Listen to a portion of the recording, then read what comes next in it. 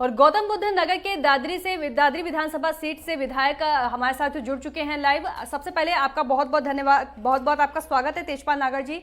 आपसे जानें, जिस तरीके से आपने अभी प्राथमिक विद्यालय के लिए, आपने उसके निर्माण के लिए अपनी विधायक निधि से यहाँ पर समर्पण निधि दी थी, और इसके साथ में आपने हॉस्पिटल को भी, लोगों को बाहर ना जाना पड़े, दूर ना जाना पड़े, इसके लिए भी आपने अपने क्षेत्र में तमाम तरह के विकास कार्य किए हैं, और साथ ही कोविड केयर सेंटर भी बनवाया है। ऐसे में अगर जो लगातार जो योजनाएं सरकार द्वारा चलाई जा रही है, इन्हें धरातल पर लाने के लिए किस तरह के प्रयास किए जा रहे हैं?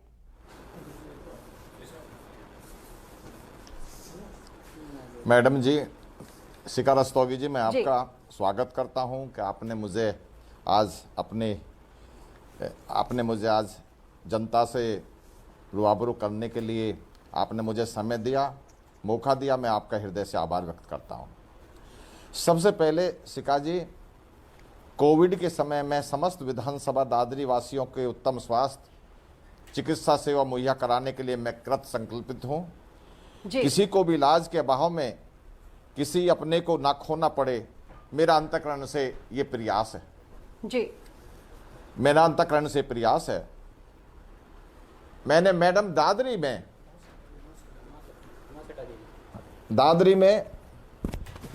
विधानसभा में कोविड हॉस्पिटल बने, इसके लिए अपने जिलाधिकारी को मैंने जिलाधिकारी से कहा कि दादरी एकमात्र नगर पालिका है जनपद गौतम बुद्ध नगर की जी। यहाँ बड़ा आबादी का शहर है ये। इस शहर में कोई कोविड हॉस्पिटल नहीं है, यहाँ पर कोविड हॉस्पिटल बनाया जाए। मैं अधिकारियों का आभार व्यक्त करता हूँ कि डीएम ने मेरे कहने से तुरंत क्रूस डिवाइन दादरी हॉस्पिटल को कोविड हॉस्पिटल घोषित किया। इस कोविड हॉस्पिटल के बनने से दादरी और दादरी के आसपास जो बहुत सारा देहात है, इसको तो लाभ होगा ही होगा, लेकिन ग्रेटर नोएडा वेस्ट में जो लोड था हॉस्पिटलों पर, जो बाहर था हॉस्पिटलों पर पेशेंटों का, वो कम हुआ है जी। बिल्कुल मैडम, मैंने दादरी के लिए मैंने ये देखा कि दादरी हॉस्पिटल में बहुत सारी सुविधा नहीं है। उन सुविधाओं के लिए मैंने अपने साथियों से मिलकर के, अपने सहयोगियों से मिलकर के स्वर्गीय सोवराम शर्मा सामुदायिक स्वास्थ्य केंद्र में मैंने 12 मई को 15 oxygen concentrator, 10 jumbo oxygen cylinder, 10 बेडों साइड वाला स्टूल, 10 नेबुलाइजर, उससे संबंधित दवाइयाँ, पल्स ऑक्सीमीटर, थर्मामीटर, बीपी नापने की machine, BP kit, gloves, sanitize mask दिए। इसके अलावा एक मेरी विधानसभा में ग्रेटर नोएडा वेस्ट में सामुदायिक केंद्र बिसरख है, सामुदायिक स्वास्थ्य केंद्र बिसरख है। यहाँ पर मैंने मरीजों को बैठने के लिए एक शेड बनवा रहा हूँ, उसमें बेंच डलवा रहा हूँ, और मैंने 30 केवी का जनरेटर यहाँ के लिए खरीदा है। 15 ऑक्सीजन कंसंट्रेटर दे रहा हूँ, 20 बेड दे रहा हूँ, बीपी मशीन दे रहा हूँ, पीपी किट दे रहा हूँ, ग्लव्स, सैनिटाइजर और मास्क दे रहा हूँ। बहन जी, मैं इसलिए कर रहा हूँ कि मेरी क्षेत्र की जनता को, जो ग्रेटर नोएडा वेस्ट में बहुत सारे लोग रहते हैं, उस गरीब जनता को इसका लाभ मिल सके। इस समय में इस जो विषम परिस्थिति और जो आपदा हमारे आई हुई है, इसमें इनको लाभ मिल सके। इसके अलावा बहन जी, एक मेरा सामुदायिक स्वास्थ्य केंद्र बादलपुर है, इसमें मैंने 25 कुर्सी, 20 स्टील की बेंच और 5 ऑक्सीजन कंसंट्रेटर, 10 पंखे, पल्स ऑक्सीमीटर, थर्मामीटर, बीपी नापने की machine, PP kit, gloves, sanitizer, mask आदि की व्यवस्था भी मैं करने जा रहा हूं। जो मैंने वहां से सूची मांगी है, और जो मैंने जाकर के वहां निरीक्षण किया है, और जो मैंने देखा है, और जो मैंने डॉक्टरों से बात की है कि मेरी जनता को काहे की जरूरत है ऐसी महामारी में, और कैसे लाभ उनको मिल सकता है, तो ये सामान उन्होंने मुझको बताया है। और बहन जी, मैं बता दूं, मेरे क्षेत्र में एक खंदेड़ा गिरिराजपुर गांव पड़ता है, वहां की हॉस्पिटल काफी समय से बंद थी। मैंने उस हॉस्पिटल को खुलवाया और डॉक्टरों की टीम लेकर के साथ गया, और हॉस्पिटल को खुलवाने के बाद उस हॉस्पिटल में टेस्टिंग, कोरोना किट और वैक्सीन की व्यवस्था मैं करा रहा हूं। 1-2 दिन में वैक्सीन की व्यवस्था हो जाएगी।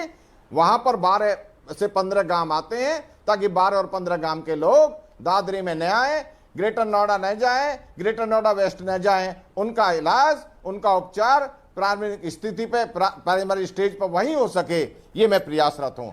इसके अलावा मैंने इसके अलावा मेरा जारचा एक हॉस्पिटल है छोटा सा, उसमें मैं गया, वहां मैंने सामान दिया, प्यावली में सामान दिया, और मैंने एक सीधीपुर गांव में एक छोटी सी हॉस्पिटल है जो आयुर्वेदिक हॉस्पिटल है, वहां मैंने किट दी, और मैंने वहां पर काफी सामान दिया ताकि वहां की जनता को इसका लाभ मिल सके। एनटीपीसी में एक हॉस्पिटल है, वहां वैक्सीन लग रहे हैं, उसका मैंने निरीक्षण किया और मैंने देखा कि वैक्सीन लगाने की सबसे उत्तम व्यवस्था एनटीपीसी हॉस्पिटल में है। जी बिल्कुल, जिस तरह से आप क्षेत्रीय स्तर पर एक सराहनीय कदम उठा रहे हैं, और इस तरह की अगर हम बात करें, क्योंकि सरकार द्वारा तमाम तरह की योजनाएं की जाती हैं और हर प्रयास किए जाते हैं कि कोरोना पर नियंत्रण पाया जा सके, लेकिन देखा जाता है कि धरातल पर वो चीजें नजर नहीं आती है, क्योंकि कहीं ना कहीं क्षेत्रीय स्तर कमजोर होता है। लेकिन आप जिस तरह की पहल कर रहे हैं वो अपने क्षेत्र को आप मजबूत करते आ रहे हैं, ऐसे में किस तरह की आप लोगों से भी अपील करेंगे कि आखिर क्षेत्रीय स्तर पर मजबूती कितना ज्यादा आवश्यक है? देखिए बहन जी, 16 तारीख में माननीय हमारे प्रदेश के यशस्वी मुख्यमंत्री यानी योगी जी नोएडा में आए थे जी। उन्होंने नोएडा में आकर के कहा था, निर्देश दिए थे अधिकारियों को, गांव में निगरानी समिति बनाई जाए। गांव में निगरानी समिति बनी है और निगरानी समिति की देखरेख में गांवों में कोरोना किट, टेस्टिंग ये सारी चीजें हो रही हैं। और मैंने भी गांव में गया, मैं कौन से गांव में गया? मैं खैरपुर गुजर गांव में गया, मैं सैनी गांव में गया, मैं सदल्लेपुर गांव में गया, जहां पर अखबारों में छप रहा था बहुत सारी पेशेंट वहां हैं। मैंने असलियत को जाना, मैं लोगों से मिला, मैंने वहां पर कोरोना किट बांटी, मास्क बांटे, सैनिटाइज करा। वहां सीओ ग्रेटर नोएडा भी गए, गांवों को सैनिटाइज कराया जा रहा है, गांवों में सफाई अभियान चलाया जा रहा है और गांवों में लोगों को जागरूक किया जा रहा है कि भाई कोरोना से बचने के लिए, कोरोना से मुकाबला करने के लिए, क्योंकि हमको और सरकार को मिलकर के इस कोरोना को हराना है, इसलिए हम इसका मिलकर मुकाबला करेंगे। इसीलिए गांवों में निगरानी समिति बनाई गई है। और अब आप देख रहे हैं कोरोना के केस पहले के मुकाबले कम मिलने, एक दिन बहुत किल्लत थी, एक दिन हॉस्पिटलों में की किल्लत थी, एक दिन ऑक्सीजन सिलेंडरों की किल्लत थी, लेकिन हमारी सरकार के प्रयास से ये ऑक्सीजन की अब कोई किल्लत नहीं है। अब किसी को भी ऑक्सीजन सिलेंडर आसानी से मिल जाता है। डॉक्टर परामर्श लिखो और ऑक्सीजन ले लो।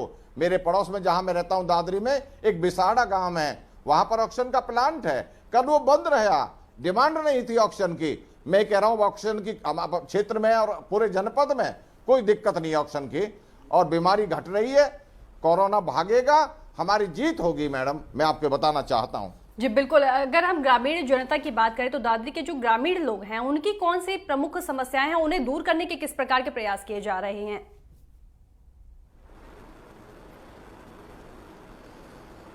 देखिए, मैं लोगों से लगातार संपर्क करके लोगों की जिस तरह की समस्याएं हैं, मान ली टेस्टिंग की समस्या है, हमने प्रत्येक गांव में टेस्टिंग करवा दी है, टेस्टिंग हो रही है। और टेस्टिंग के लिए पहले दिन ये सूचना जारी कर दी जाती है कि कितने गांवों में टेस्टिंग होगी। वहां निगरानी समिति के द्वारा प्रचार कर दिया जाता है, वहां टेस्टिंग हो रही है। जो पॉजिटिव पाए जाते हैं उनको हॉस्पिटल में एडमिट कराने के लिए उनकी स्थिति देखी जाती है, डॉक्टर स्थिति देखते हैं कि वो घर क्वारंटाइन होने लायक है या हॉस्पिटल जाने लायक हैं। जैसी आवश्यकता होती है वैसा ही हम उनके साथ कराते हैं, ताकि कोई हमारा आदमी, कोई हमारा प्रियजन हमारे बीच से न जाए। इसके लिए हमारा प्रशासन पूरी तरह से प्रयासरत है मैडम। बिल्कुल, अगर दादरी विधानसभा क्षेत्र की जब हम बात करते हैं तो एक बहुत बड़ी चुनौती भी है, क्योंकि यहाँ पर दिल्ली की सीमा भी लगी हुई है, हरियाणा की सीमा भी लगी हुई। कितनी चुनौती है जब आपको वहां पर विकास करना हो, विकास जैसी चुनौती आपके सामने है दादरी विधानसभा क्षेत्र?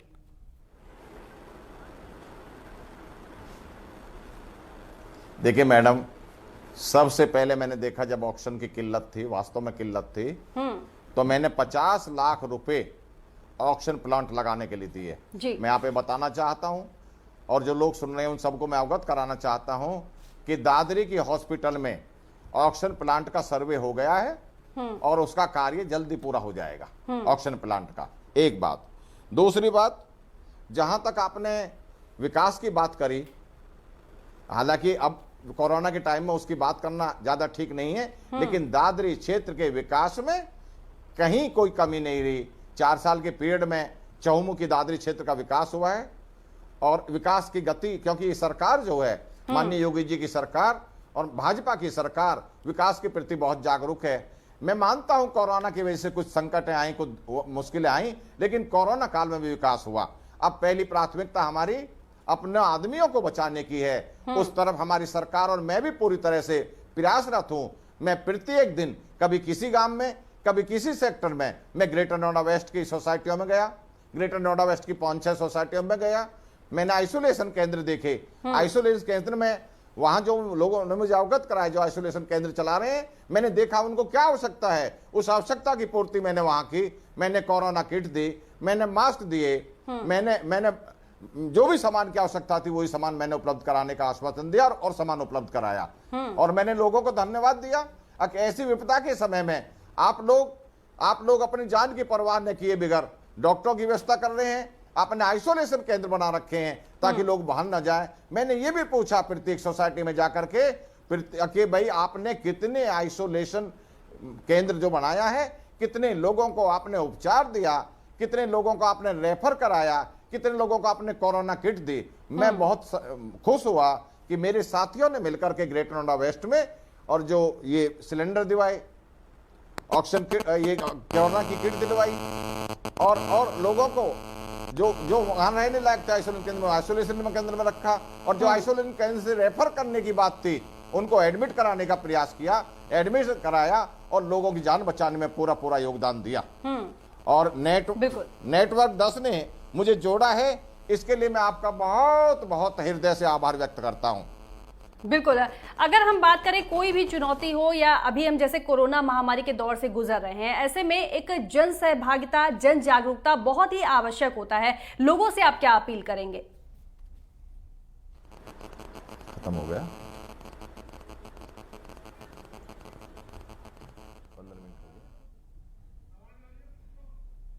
जी तेजपाल जी, क्या आप तक मेरी आवाज पहुंच पा रही है?